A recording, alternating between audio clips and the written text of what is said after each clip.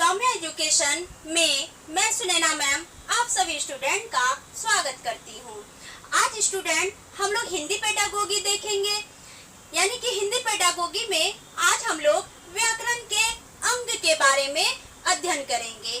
तो आज स्टूडेंट हम पार्ट्स ऑफ ग्रामर में देखेंगे कि ग्रामर के कितने पार्ट्स होते हैं, व्याकरण के कितने अंग होते हैं। तो सबसे पहली बात की हम सभी जानते हैं स्टूडेंट कि भाषा जो होती है, भाषा ध्वनियों पर आधारित होती है, यानी कि लैंग्वेज जो होते हैं वो साउंड्स पर डिपेंड होते हैं और ये साउंड मिलकर के, ये ध्वनि से मिलकर के ही कोई शब्द बनते हैं और कई प्रकार के शब्दों के संग्रह से ही क्या होते हैं, यानी कि एक वाक्य बनते हैं। तो हम यहाँ मूल रूप से क्या कहेंगे कि ध्वनियाँ जो है शब्द का निर्माण करती है, शब्दों के संग्रहित स्वरूप ही वाक्य कहलाते हैं और वाक्य से ही एक वाक्यों के संग्रह से ही एक भाषा का निर्माण होता है। तो चलिए ये सारी बातें हम यूं कहें, मतलब कि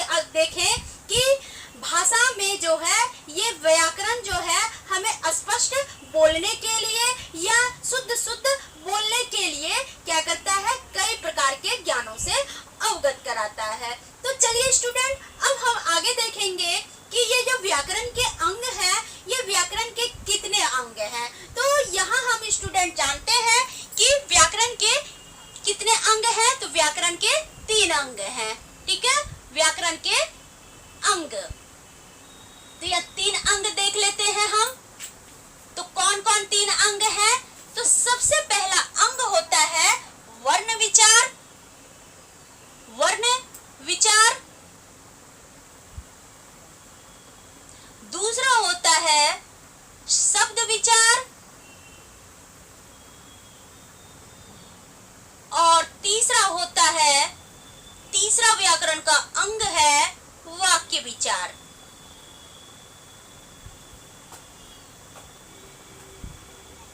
चलिए बहुत अच्छा, यानी कि हम क्या जाने कि व्याकरण के कितने अंग हैं। व्याकरण के 3 अंग हैं, वर्ण विचार, शब्द विचार और वाक्य विचार। बहुत अच्छी बात। तो हम यहाँ ये जानेंगे कि वर्ण विचार क्या कहलाता है, किसे कहते हैं वर्ण विचार। तो हम वर्ण विचार के बारे में क्या देखेंगे कि वर्ण विचार के अंतर्गत वर्णों से संबंधित, यानी कि किसी भी भाषा के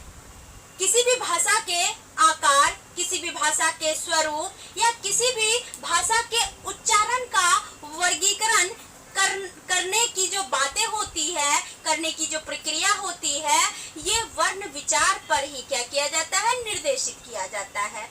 यानी कि हम यूं कहना चाहें, वर्ण विचार के अंतर्गत हम वर्णों से संबंधित उनके आकार, यानी कि भाषा के आकार, भाषा के स्वरूप तथा भाषा के उच्चारण तथा विभिन्न प्रकार के भाषाई वर्गीकरण को हम क्या करते हैं, निर्धारित करते हैं।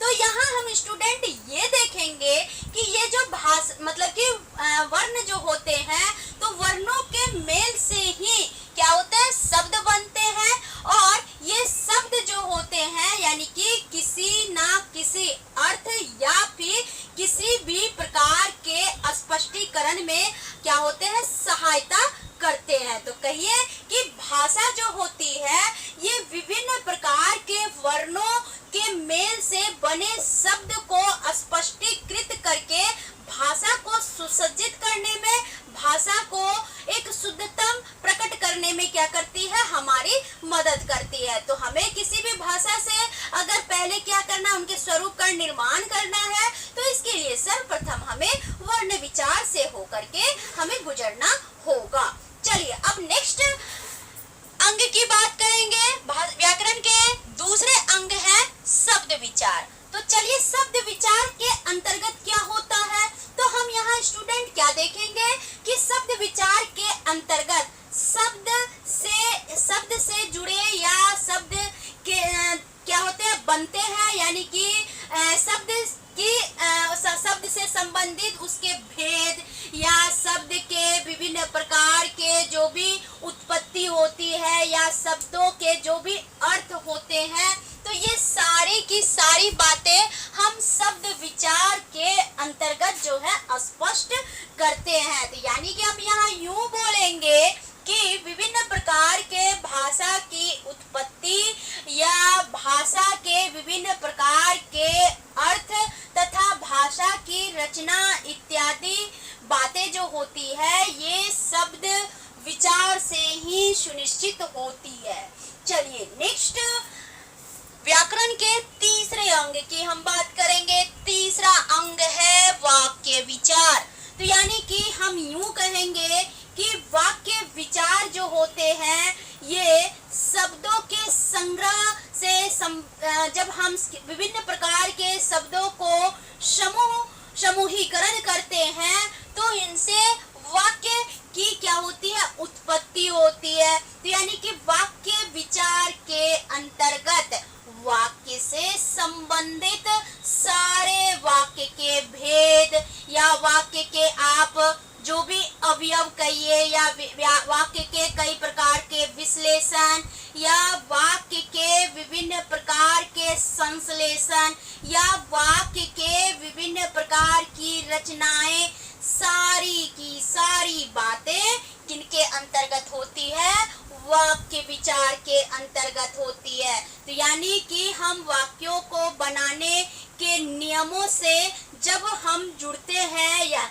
से संबंधित होते हैं तो इसके लिए हमें स्टूडेंट वाक्य विचार का पालन करना होता है। ठीक है, तो हमने स्टूडेंट क्या देखा कि वाक्य के अंग यानी कि ध्वनि, वाक्य जो है वो ध्वनियों को निर्मित करते हैं और वर्ण के संग्रह से शब्द बनते हैं और शब्दों के संग्रह से वाक्य का निर्माण होता है। तो इस तरह से वर्ण विचार, शब्द विचार और वाक्य विचार पर ही व्याकरण की सारी जो है बातें निर्भर करती है। तो इसलिए स्टूडेंट यानी कि अगर किसी भी बालक को हमें अगर भाषाई अधिगम प्रक्रिया से जोड़ना है, संबंधित करना है, तो इसके लिए हमें सर्वप्रथम उन्हें वाक्य विचार, वर्ण विचार से अवगत कराना होगा। फिर जब बच्चे वर्णों को जान जाएंगे तो फिर वर्णों के मेल से वो शब्द बनाएंगे और शब्दों के मेल से फिर वो वाक्य बनाने में सक्षम होंगे और अंततः वो अपने में एक भाषाई अधिगम क्षमता को विकसित कर पाएंगे। तो उम्मीद है स्टूडेंट कि आज आप व्याकरण के अंग के बारे में यानी कि पार्ट्स ऑफ ग्रामर को आप भली भांति समझ गए होंगे। तो अगर आप समझ गए हैं तो प्लीज हमारे कमेंट बॉक्स में जाके कमेंट जरूर कीजिए और अगर हमें हमारा वीडियो आपको अच्छा लगे तो प्लीज लाइक और सब्सक्राइब करना ना भूलिए। ठीक है, सब्सक्राइब इसलिए कीजिए ताकि आपको हमारे अगले वीडियो का नोटिफिकेशन मिल जाए। यहाँ स्टूडेंट मैं सीटेट से संबंधित और भी बातें बताऊंगी और भी बहुत सारे वीडियो हमारे चैनल पर जो है अपलोड होते रहते हैं। तो इसलिए स्टूडेंट आप हमारे जो है अभी जो है लाइव क्लास से भी आप जो है अपने कंसेप्ट को डिस्कस मतलब कि डेवलप कर सकते हैं। फिर आप हमारे Telegram channel Saumya education Telegram channel पर भी जा करके आप हमारे वीडियो का लाभ ले सकते हैं। फिर उसके बाद मैं आपको सौम्या एजुकेशन फेसबुक पेज पर भी आप हमें फॉलो कर सकते हैं। फिर आगे मैं स्टूडेंट बताना चाहूँगी कि आप सौम्या एजुकेशन सीटेट की जितनी भी कंसेप्ट है आप उसे ले सकते हैं और आपको साथ साथ बीएड और डीएलएड से रिलेटेड भी कई वीडियोस आपको मिलेंगे। तो इसलिए स्टूडेंट आप सब्सक्राइब जरूर कर ले और जिससे कि आपको हर सब्जेक्ट्स का फायदा जो है आपको हमारे चैनल के माध्यम से मिल सके।